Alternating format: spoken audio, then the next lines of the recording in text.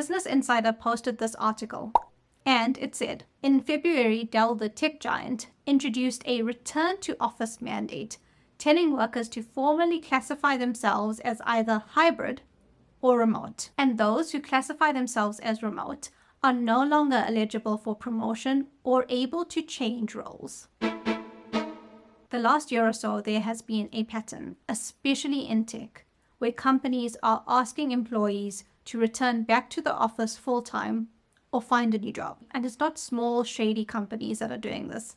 Big companies are doing it. Last year, Google updated its office policy to include badge tracking and also noted that attendance will be included in your performance reviews. Resume Builder surveyed 1,000 company decision makers, whatever that means. They surveyed a lot of companies about return to office, and there were some interesting findings. 9 in 10 companies with Office Space will have returned to the office by 2024, and 28% say that their company will threaten to fire employees who don't actually comply with mandates. Why are companies doing this? And why are they so harsh where they are actually forcing employees to come back to the office no matter what? And it could be because of this metric right here. Companies are saying that the return to office mandate will essentially increase revenue. But does it? We know that tech companies want employees to return back to the office. They think that employees would be more productive in the office, and more productivity actually results in more revenue. But even more interesting is when these companies actually force their workforce to return back to the office. It looks like talented, high-performing employees actually jump ship. So this is a really interesting study that is done by the researchers at the University of Michigan. The authors had a look at 3 companies, Microsoft, Apple, and SpaceX. All of the companies initiated return to office mandates from late 2022, and they wanted to study the effects. Now, these 3 companies are obviously Goliaths in the industry. They represent 30% of the total revenue in the tech sector. And these are the findings. Following the return to office mandate, long-tenured and more senior employees are more likely to leave. And here's the interesting part.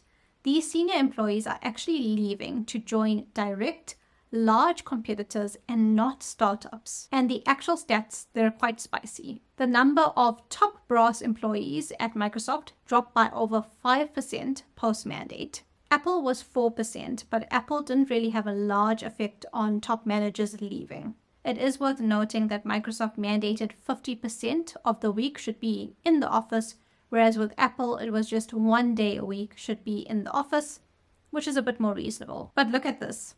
SpaceX mandated 5 days a week in person, and they had a 15% drop in top talent. The study actually stated that return to office mandates actually add a significant cost to training and hiring, especially because the employees leaving are really senior top talent employees. And we know that replacing senior employees, especially employees with technical experience, that is hard to do. They're costly, they're hard to find, and that makes sense. But also these return to work mandates are actually making the competition benefit from the operational knowledge of the past employer, which is another huge cost as well. So return to work mandates are definitely increasing the cost to rehire good talent.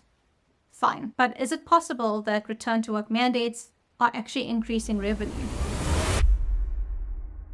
There was another study done by the University of Pittsburgh, which had a look at the S&P 500 firms, so large corporations. And the study actually looked at these companies that have implemented return to work policies and whether or not it had an effect with the financial performance. The results are summarized on the university's news site. And again, it's an interesting one. The results showed that while many of the companies said that they were bringing employees back to the office to improve the bottom line, there were no significant changes in the financial performance or firm values after the mandates were implemented, but there was a sharp decrease in the employees' job satisfaction.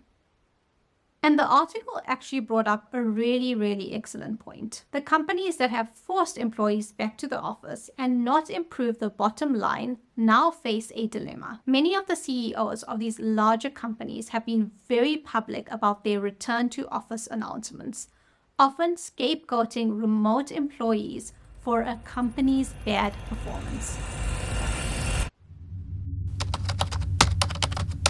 So it's post-pandemic, and a lot of CEOs are stating that the workforce needs to return to the office quick because the company's performance is bad. And recently this popped up.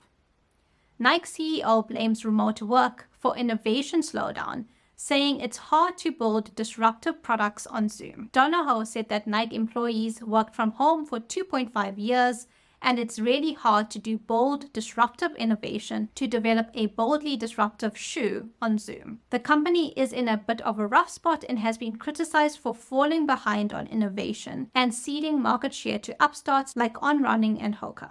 I mean, innovation slowdown. Come on. You can't blame innovation on the workforce. If that is an upper management issue, that is a CEO problem. CEOs are supposed to actually promote innovation. They're supposed to be the visionaries. So the fact that he's blaming it on the remote workforce, it doesn't look good on him. And there's more.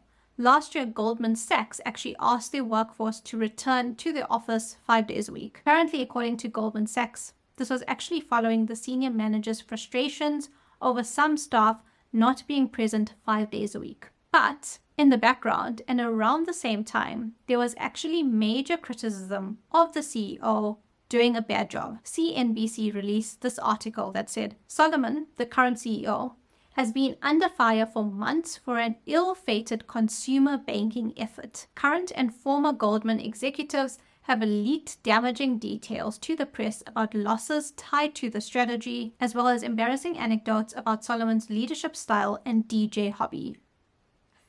He did end his DJ hobby apparently, so at least now he knows what it's like to be forced to stop doing something that makes your life a bit better. And often all of these CEOs and upper leadership team are actually enforcing return to office, and they are very harsh about it. Return to office or you won't ever get a promotion again. Return to office or don't bother coming back for a job. They really don't seem to care about employee satisfaction. And this is speculation, but it could be a cheap way to force people to resign, because if you resign, you don't really get a severance package and whatnot. It's definitely the cheaper option. So are return to office mandates actually helping tech employees? It doesn't look like it. This is one topic that has been researched and surveyed a lot. And all of these results point to one thing. Don't tell employees what to do, just offer a hybrid approach. McKinsey actually did some research which summarized their findings well. If the future of work is hybrid, why do so many companies lack a vision for hybrid work? Here is Bain's report. You can see most people prefer hybrid and flexibility. And yes, there are some people who love going into the office 5 days a week, which is fine. But there is a large percentage of people who are happier and more productive if they just stay at home and work. And since when is that a bad thing? Working from home is just not the issue when it comes to poor performance. And the research is already indicating companies who have issued return to office mandates haven't even seen a financial increase yet. All that's happening is that there is a drop in employee satisfaction. So the employees aren't happy because they're forced to return to the office when they don't want to. Companies aren't going to be happy because working in the office